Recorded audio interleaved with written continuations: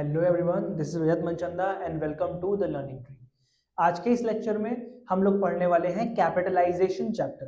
Capitalisation chapter financial management का तीसरा chapter है।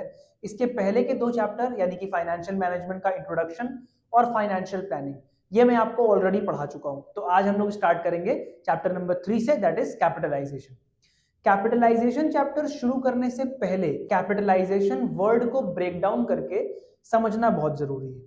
फॉर एग्जाम्पल, यहां लिखा है it refers to total amount of capital employed all kinds of sources in a business. अब एक बात समझने वाली है कि एक बिजनेस के अंदर जितना कैपिटल एम्प्लॉयड है, लेकिन ध्यान क्या रखना है, ऑल काइंड्स ऑफ सोर्सेज। और वो कैपिटल जो एम्प्लॉय किया गया है, जो लगाया गया है, उसमें सारे सोर्सेज इंक्लूडेड हैं। चाहे आप शेयर इशू करके पैसा लेके आ रहे हो, चाहे आप डिबेंचर से पैसा लेके आ रहे हो, चाहे आप लोन लेके पैसा लेके आ रहे हो, जिस भी जगह से एक कंपनी पैसा रेस कर रही है, उन सारे सोर्सेज को एक साथ मिला दोगे तो उसका टोटल बन जाता है कैपिटलाइजेशन। अब उसी चीज को यहां पे एक और तरीके से लिखा हुआ है, और we can say the process of raising funds by issuing equity share और टेकिंग लोन। भाई नॉर्मल अगर देखा जाए तो दो ही तरीके से एक कंपनी पैसा रेज करती है, या तो वो शेयर से पैसा लेती है या तो वो लोन से पैसा लेती है। मतलब ये दो मेजर हेड्स हैं, इसके अंदर कई सारी चीजें आती है लेकिन मेजर हेड्स तो यही दोनों हैं। तो एक कंपनी जब पैसा रेस करती है, एक ऐसा प्रोसेस जब कंपनी पैसा रेस कर रही है या तो इक्विटी शेयर से या तो लोन लेके, इस प्रोसेस को हम लोग कैपिटलाइजेशन बोलते हैं। अब कैपिटल में और कैपिटलाइजेशन में माइनर सा डिफरेंस है। आपको ये सारी डेफिनेशन सुन के ऐसा लग रहा होगा कि ये तो कैपिटल है, लेकिन नहीं, फर्क है इसमें। इसका मतलब अगर हम पैसे की बात करेंगे तो हम कैपिटल की बात कर रहे हैं, लेकिन कैपिटलाइजेशन में क्या होता है, उस पैसे को आप किस तरीके से ट्रीट करते हो, यानी कि उसका स्ट्रक्चर क्या है। भाई अगर मैं बोलूं कि मेरे पास 1 लाख रुपए है, मेरे बिजनेस में 1 लाख रुपए है, तो इसका मतलब मेरे बिजनेस में 1 लाख रुपए का कैपिटल है। लेकिन अब वो 1 लाख रुपए का जो कैपिटल है वो बहुत सारे सोर्सेज से मिला के आया है ना। मैंने एक प्रॉपर स्ट्रक्चर तैयार किया है। ये कुछ पैसा मैंने शेयर से ले लिया, कुछ पैसा डिबेंचर से ले लिया, कुछ पैसा लोन से ले लिया, कुछ पैसा अपना प्रीवियस बचाए हुए प्रॉफिट में से खुद से लगा लिया।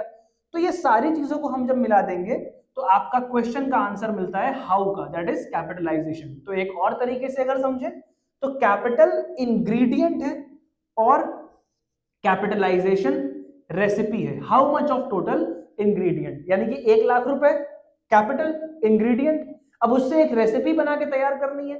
तो वो 1 लाख रुपए कहां से बिजनेसमैन लेके आए ताकि एक बेहतर स्ट्रक्चर बन के तैयार हो सके और कंपनी इफिशिएंटली अपना काम परफॉर्म कर सके, दैट इज कैपिटलाइजेशन। तो capital is ingredient and capitalisation is a recipe. ये बात क्लियर हो गई। अब कैपिटलाइजेशन के अंदर हम लोग इसके 3 टाइप्स पढ़ते हैं।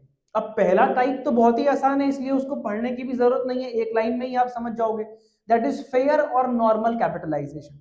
फेयर और नॉर्मल कैपिटलाइजेशन का मतलब होता है कि एक कंपनी जितना पैसा लगा रही है, उतने पैसे लगाने पे जितना उसको अर्न करना चाहिए उतना वो अर्न कर ले रही है। फॉर एग्जाम्पल, मान लीजिए एक मोबाइल इंडस्ट्री है। एक मोबाइल इंडस्ट्री में नॉर्मल 15,000 20,000 रुपए का फोन बना के बेचने वालों को 10% का प्रॉफिट होता है। तो हमारी भी एक कंपनी वहां पे गई, उसने भी 15-20,000 रुपए का एक फोन बनाया और उसको भी लगभग 10% का प्रॉफिट हुआ। इसका मतलब बाकी कंपनियां भी उस रेंज का फोन बना के 10% का ही प्रॉफिट कमाती है। हमारी वाली कंपनी ने भी उस रेंज का फोन बनाया और उसको भी 10% का प्रॉफिट हो गया, 10% का मुनाफा हो गया। तो ये हम लोग बोलेंगे फेयर या फिर नॉर्मल कैपिटलाइजेशन। ना ज्यादा कैपिटल लगाया ना कम कैपिटल लगाया, जितना पैसा लगाया उतना रिटर्न हमें मिल गया। लेकिन प्रॉब्लम कहां आती है समझने के लिए, या फिर क्वेश्चंस जो एग्जाम में आते हैं वो पूछे जाते हैं ज्यादातर ओवर कैपिटलाइजेशन से और अंडर कैपिटलाइजेशन से। तो इन दो टाइप्स में से पहला type that is over capitalisation, ये हम लोग आज प्रॉपरली पढ़ने वाले हैं। देखिए, अगर मैं ओवर कैपिटलाइजेशन की बात करूं तो पहला मिथ जो अभी हम लोगों को ब्रेक करना है, जो अभी बिल्कुल आप लोग सोच रहे हो अच्छा सर ये तो बहुत इजी है, ओवर कैपिटलाइजेशन का मतलब एक्सेस कैपिटल, ज्यादा पैसा लगा दिया, बिल्कुल भी नहीं। इसको तो पहले यहां पे ब्रेक कर दो। Over capitalisation it does not means excess of capital. हमेशा ओवर का मतलब ज्यादा ही नहीं होता है।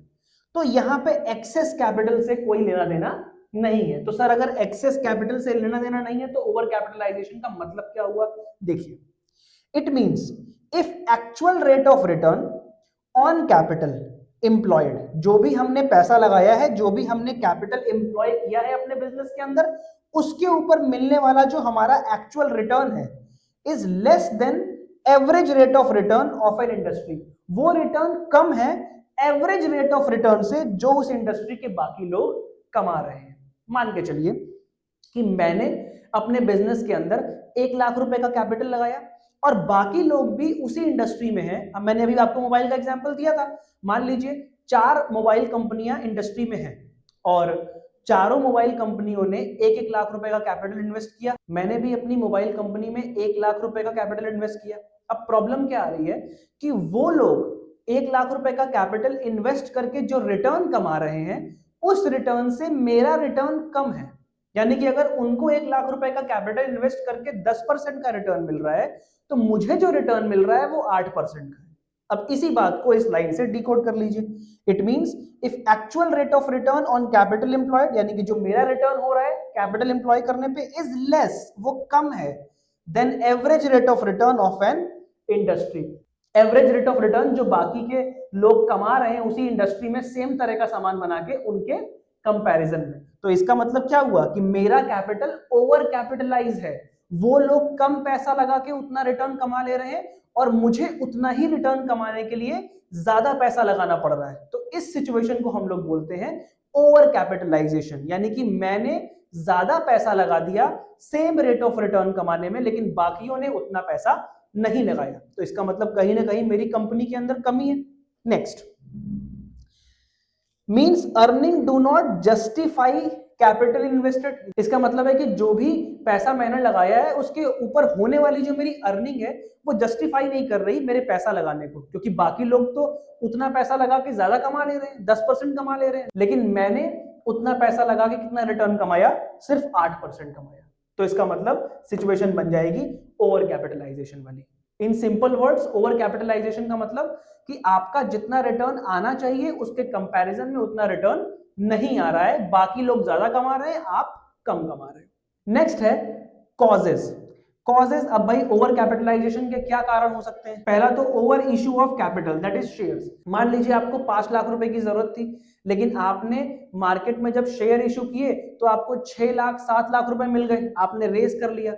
आपने रेस तो कर लिया लेकिन एक्चुअली में आपको उतनी जरूरत थी ही नहीं। तो इसका मतलब जितनी जरूरत ना हो उससे ज्यादा पैसा अगर आप मार्केट से उठा ले रहे हो तो वो भी किसी काम का नहीं है। ऑब्वियसली उसको आप कहीं ना कहीं बेमतलब का इन्वेस्ट करोगे, तो वो जो इन्वेस्टमेंट आप कर रहे हो जिसकी एक्चुअली में जरूरत नहीं थी वो आपके कैपिटल को ओवर कैपिटलाइज कर देगा।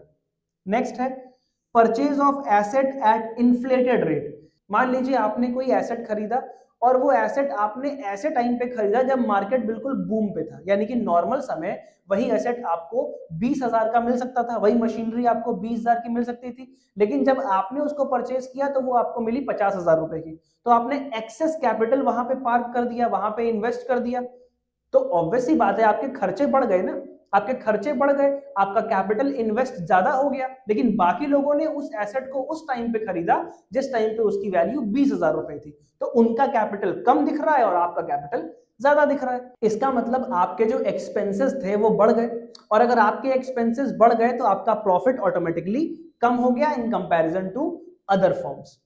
नेक्स्ट है हाई प्रमोशन कॉस्ट। कभी कभी हम लोग एडवर्टीजमेंट पे इतना ज्यादा पैसा खर्चा कर देते हैं कि वो भी हमारे एक्सपेंसेस को बहुत बढ़ा देता है।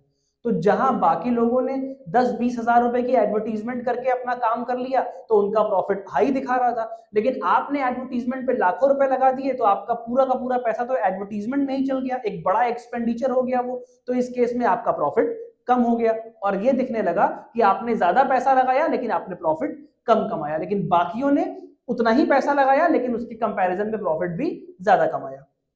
And last, debt at high interest.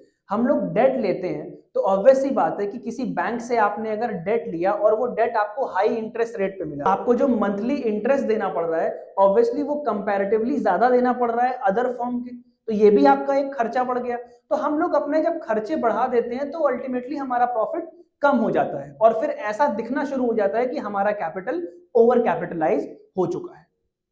तो ये इसके कुछ कॉजेस थे। इसके इफेक्ट्स की बात करें तो कंपनी पे इसका क्या इफेक्ट पड़ता है? गुडविल हमारी जो है वो हम धीरे धीरे लूज करने लगते हैं। पब्लिक का कॉन्फिडेंस, इन्वेस्टर का कॉन्फिडेंस हमारे ऊपर कम हो जाता है। कॉन्फिडेंस कम होने की वजह सीधी सी है, उनको भी ये दिख रहा है कि बाकी कंपनियों का जो प्रॉफिट मार्जिन है वो ज्यादा है, उतना ही पैसा लगा के, और इन भाई साहब का जो प्रॉफिट मार्जिन है वो कम है, तो मैं क्यों ही उसमें पैसा इन्वेस्ट करूं। नेक्स्ट है विंडो ड्रेसिंग। विंडो ड्रेसिंग का मतलब होता है जानबूझ के जबरदस्ती अपने बिजनेस को बेहतर दिखाना, प्रॉफिट्स को अच्छा दिखाना, खर्चों को कम दिखाना। तो ये सारी चीजें करके एक तरीके से हम ब्लफ करते हैं सोसाइटी को, ब्लफ करते हैं पब्लिक को, अपने इन्वेस्टर्स को। और एक समय ऐसा आता है कि ये चीजें सारी ओपन हो जाती हैं, लोगों को पता चल जाता है कि भाई कंपनी में तो दम ही नहीं है, कंपनी जबरदस्ती अपने प्रॉफिट को हाई कर करके दिखा रही है, जबकि एक्चुअली में इसके बिजनेस के अंदर वो बात है ही नहीं। Difficulty in raising additional capital, obviously ये प्रॉब्लम आएगी क्योंकि ऑलरेडी आपका मार्केट में नाम खराब हो चुका है, आप जबरदस्ती के फेक अकाउंट्स दिखा के आगे बढ़ रहे हो, तो कौन आपको पैसा देगा, आपको एडिशनल कैपिटल लेने में प्रॉब्लम आना स्टार्ट हो जाएगी। और इसी जगह पे अगर मैं सोसाइटी की बात करूं तो कंज्यूमर का लॉस होना शुरू हो जाएगा, बिकॉज एक्सपेंसेस तो आपने बढ़ा दिए हैं। अब उन एक्सपेंसेस को मीटअप करने के लिए आप क्या करोगे, आप अपने प्रोडक्ट के प्राइसेस बढ़ा दोगे। प्राइसेस बढ़ाओगे तो उसका डायरेक्ट इंपैक्ट किसके ऊपर आया, कंज्यूमर के ऊपर आया, बिकॉज उनको वही सामान अब महंगे दाम पे मिलना शुरू हो गया। और लॉस टू वर्कर्स को भी लॉस होगा, बिकॉज यहां भी आप देखोगे कि मैंने ऑलरेडी मार्केटिंग पे या अदर चीजों पे बहुत सारा खर्चा कर दिया है, तो आप क्या करोगे, आप एम्प्लॉइज की कटौती करना शुरू कर दोगे, उनको निकालना शुरू कर दोगे, उनकी सैलरी कम करना स्टार्ट कर दोगे। तो ये सारी प्रॉब्लम एज अ होल अगर देखा जाए तो सोसाइटी के ऊपर पड़ती है। तो this is all about over capitalisation. Next lecture में हम लोग समझेंगे कि अंडर कैपिटलाइजेशन क्या होता है। अंडर कैपिटलाइजेशन भी बहुत ईजी है, 10 मिनट के अंदर, 10 मिनट के लेक्चर के अंदर मैं पूरा टॉपिक क्लियर कर दूंगा। फिर भी अगर आपका कोई डाउट रह जाता है इस टॉपिक से रिलेटेड तो वो आप मेरे से कमेंट सेक्शन में पूछ सकते हो। तब तक के लिए बाय बाय, टेक केयर।